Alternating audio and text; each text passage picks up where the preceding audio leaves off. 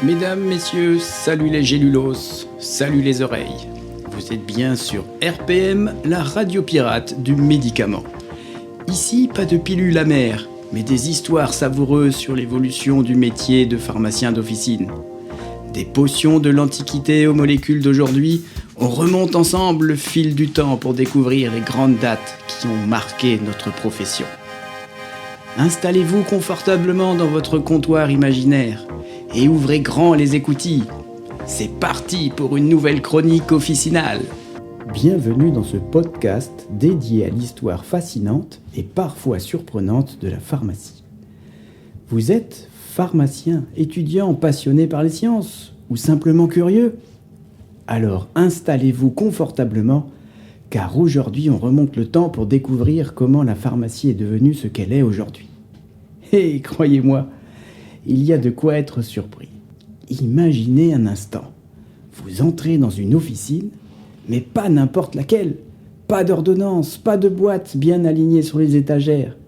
À la place, des potions au nom étrange, des plantes séchées suspendues au plafond et, ne soyez pas surpris, quelques crânes et animaux empaillés en guise de déco.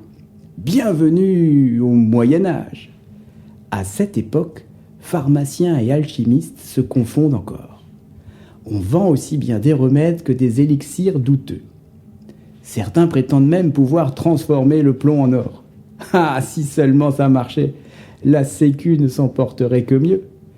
Mais au fait, comment en est-on arrivé là ? Revenons encore plus loin, dans l'Antiquité, là où tout commence. Chez les Égyptiens, la pharmacie est déjà bien organisée. On a retrouvé des papyrus vieux de plus de 3500 ans, listant des centaines de remèdes. Et certaines formules sont, surprenantes. Exemple, une pommade à base de crottes de crocodile pour éviter les infections. Oui, et le plus dingue, c'est que ça marchait un peu. Comme quoi, la médecine, c'est aussi une affaire de conviction. Chez les Grecs, c'est un certain Hippocrate qui met un peu d'ordre dans tout ça. C'est lui qui pose les bases de la médecine moderne et inspire la célèbre phrase « Que ton aliment soit ton premier médicament ». Aujourd'hui, on pourrait dire « Mange sainement et évite d'avoir besoin de moi ».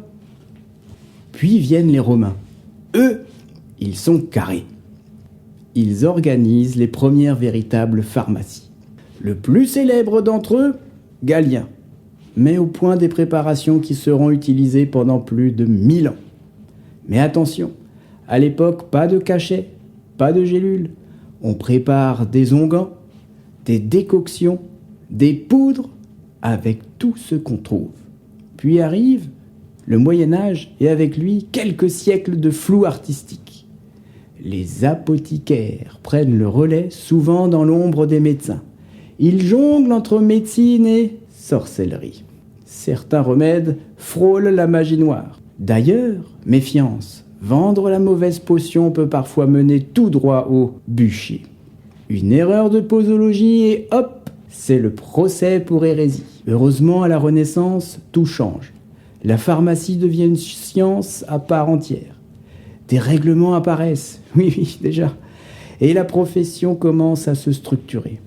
Les premières écoles de pharmacie ouvrent et enfin on met de côté les formules douteuses pour des préparations plus sérieuses. Et aujourd'hui, la pharmacie est devenue un pilier incontournable de notre santé. Entre innovation, nouvelles molécules et intelligence artificielle, la profession n'a jamais cessé d'évoluer.